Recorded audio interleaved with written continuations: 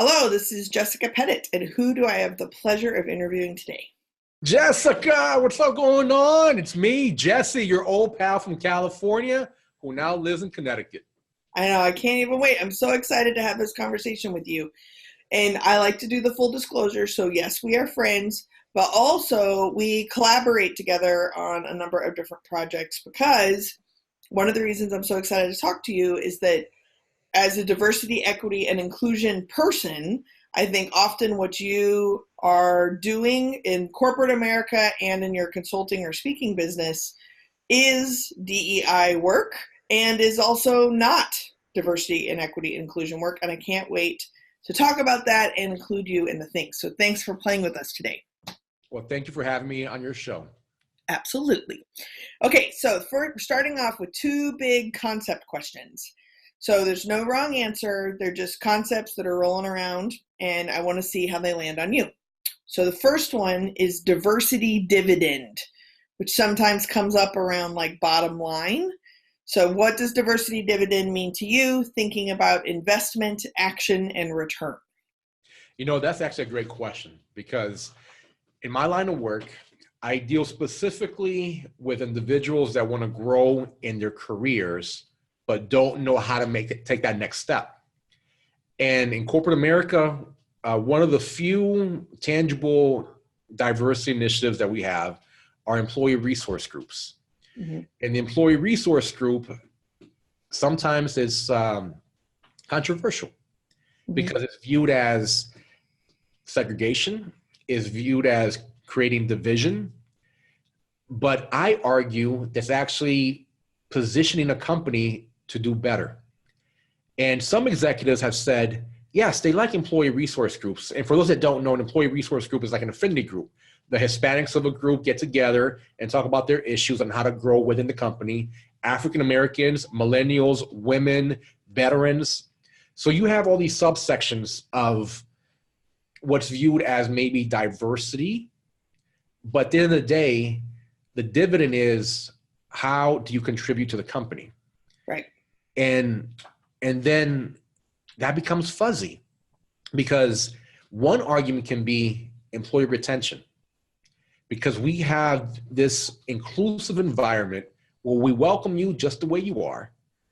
Then you will be a better employee for us, help us think more strategically, and position us ultimately to be a better partner in the community and a better partner for our client, increasing profits.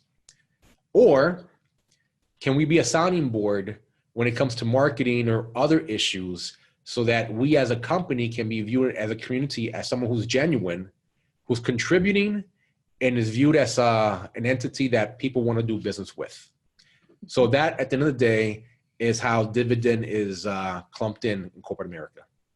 Excellent. So the next concept question, I'm fascinated to see what you're going to say about this one, is asterisks other duties assigned. So sometimes this is the last line of a job description, and sometimes it's kind of the self-appointed work, maybe kind of what you're talking about too, around affinity groups that are related to your own identities and you navigating corporate America or an office situation or a job. So what does other duties assigned mean to you? Other duties assigned, I can probably sum that up in 2 words: mentoring and being a champion. Perfect. Tell me about both of them. So let's talk about that. So one job that we don't expect to have, but you know you're going to get, is having the rising star asking you for help, or the one that is thinking about leaving asking you for help. Because both individuals need attention. Mm-hmm. One, you have the ambitious person that doesn't feel they're moving fast enough or high enough, and the other one who just ultimately feels that they do not fit. Neither one is part of your job description, but if you're a leader and if you care about people, you'll figure out how to carve that time into your day and embrace that as part of your responsibility as being a leader. As a champion is when you actually say, you know what? One is an outlier. 2, maybe a coincidence. But once we have 3 or more, now we have a trend. So it's identifying that we have an issue at this company and how am I going to champion an initiative to talk about the issues or concerns that our employees are having, where the last thing we want is people to leave a corporation because that's a brain drain. Mm-hmm. And how can I champion an effort to stop that type of emotion so it doesn't feel like it's a drag for them, and try to flip it into something positive where we can help them grow and rise up. I love your perspective on things is so different than like the echo chamber that I am used to. This is why we need to be friends. I appreciate this. So more of that and your unique kind of spin on things. Talk to me about Jesse Mejia and corporate America, and how you've talked about how leveraging your personal culture can help you advance in corporate America. You've also talked about how it can help you find your niche or your community inside corporate America. I know that you've specialized in first generation college students, also first generation young professionals. That's right.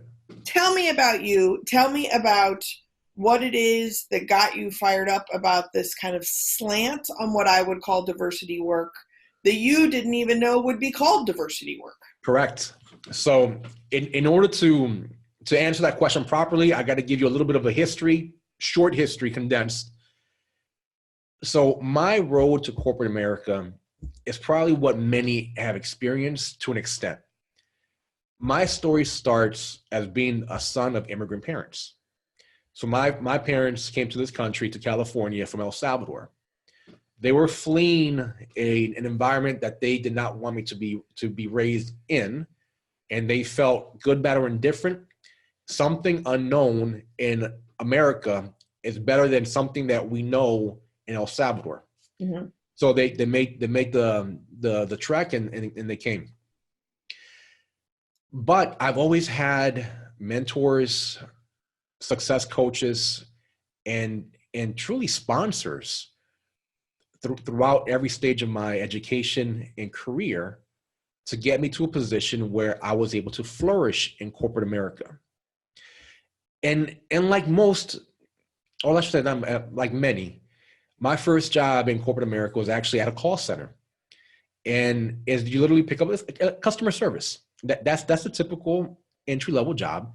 And that's where you come in. And if you make the cut, then you grow.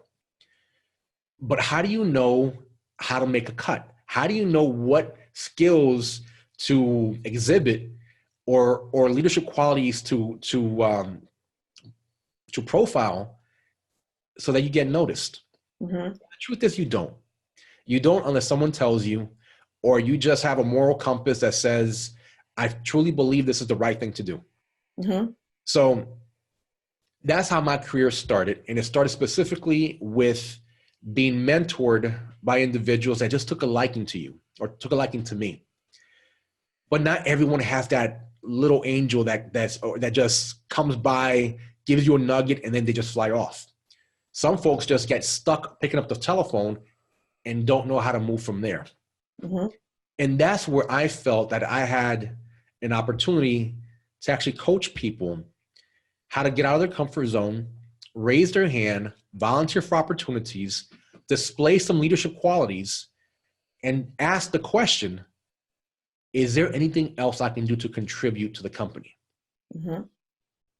And that little word, what else can I do to contribute to the company, opens a door for a conversation, not only just with your boss, but perhaps with their boss's boss.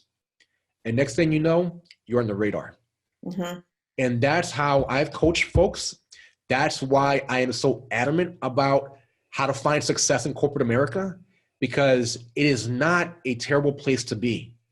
It's actually a wonderful place to be if you know how to navigate the waters.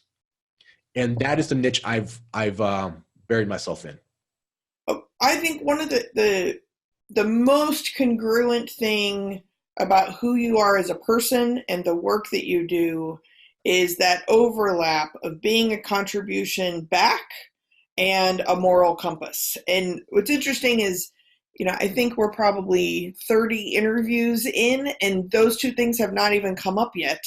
But, it is hard to teach someone a moral compass. It can be done, but it comes from self-reflection and taking responsibility of who you are and deciding this is my moral compass, and then using it to judge all of your actions and decisions against. And then to have what I think some people would say courage, I think some people would say confidence, to realize you're so set in your own moral compass that you can then contribute to something larger than yourself, isn't just good for corporate America. That is what all of our work has in common, which is a fascinating kind of full circle thing that I don't know that we've even talked about yet. Well, thank you. And interesting you say courage. I would actually say fear, because you don't know what to do, but the only thing you know how to do is follow whatever inner compass you have. I usually blame my grandmother for things like this, but courage is fear. Courage is fear. Looking at it from the other side. Excellent point, Jessica. Yeah. Excellent point. Because I mean, if you weren't afraid of anything, why would you need courage? That's right. Good point. That's right. You're like, oh, I got this. No one says that's courageous. I'm with you. It's very, very, very well said. I really appreciate that. It's thought provoking for me, at least. So I think what's making me kind of spin and think is that so much of the motivation behind the ability to contribute, the ability to mentor or champion or connect with someone outside of yourself, you benefit from that too. And that is exactly what we say in diversity and inclusion work, is that you have to be self-reflective enough to benefit from contributing to other people. Not only that, you know, and with that, there's a part of your question I didn't answer yet, which is culture. And how do you position culture as an advantage? And you know what? Not every environment is welcoming to that. And let's just be clear. It's at the end of the day, corporations run by people. So I firmly believe that the same politics that one will find in a corporation, you will find in a family business, you will find in a nonprofit, you will find in a government entity. Because at the end of the day, it's people. Mm-hmm. And some individuals just are not going to embrace who you are as a person, as far as culture. However, smart individuals understand that we need to have an employee base that looks like our clientele. Mm-hmm. And when you can contribute different aspects of perspectives on how to position a corporation or an initiative, whether it's marketing or finance, and finance can be a little harder because we're talking about money, and the only color there is green per se. But culturally, when you can say, you know what, immigrant families are so conservative that they don't believe in credit. They believe in paying cash. How can we position our company so they can at least consider a loan or a credit card, because a credit card is not tangible to them. And then that opens up a dialogue because you were able to bring a perspective that some in the room may not know. Mm-hmm. And of course, the higher you go up, the less people like you are going to be there, because everyone else has had such a head start to get there that it will take time. But you need the champions, you need the mentors, you need the people that actually believe in the successes of first generation firepower, that they can contribute at a high level. First generation firepower. There you go. And I was having a conversation the other day about these lines that are coming out with products that are so obviously awful, terrible, racist, like what, just ignorant and dumb and very hard to believe nobody knew that these symbols mean certain things or whatever. And it just makes it so much more apparent that if you just had a combination of different experiences and cultures before you hit print, before you make a prototype, before it walks down the runway, just run it by a couple of other people. Right. And let me just share this with you. Something that is not recent, because, you know, we can talk about the recent mishaps with sweaters that cover you up with blackface, mm-hmm. but let's talk about something that happened a long time ago. And you may remember this, but you may not, because It happened probably when you and I were still infants. Do you remember the vehicle called the Ford Nova? Yes. Nova, right? A supernova. It is in the universe, something amazing, explodes, incredible. So Ford exported that vehicle to Latin America. Mm-hmm. It had some success in America, but then they wanted to send it to Latin America because it was small, compact, it fit the roads, and they thought that it would be attractive to the clients in Latin America. Well, Miss Pettitt, do you know what Nova translates in Spanish? I can't imagine it's something good. So Nova, supernova, Nova, in Spanish, when you pronounce it, it's pronounced as Nova. No, va, go. No go. Does not go. Oh. So who's going to buy a Ford does not go? Fix or repair daily doesn't go. That's right. Bad news. Bad news. So to your point, right? Could we have had a different perspective somewhere in the room in Michigan that could have said, hey guys, same car, how about we just change the label and call it something different? Mm-hmm. Because Nova in Spanish means does not go. Right, probably not. And it became a fiasco.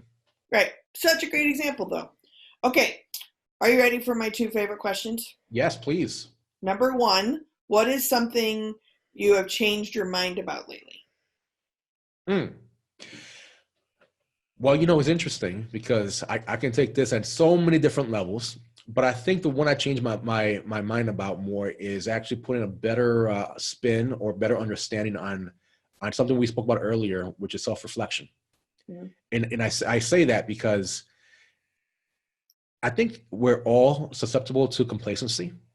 And especially in the line of work that we do, where we're actually the speaker or the workshop facilitator, we are invited guests because of our expertise and our perspective.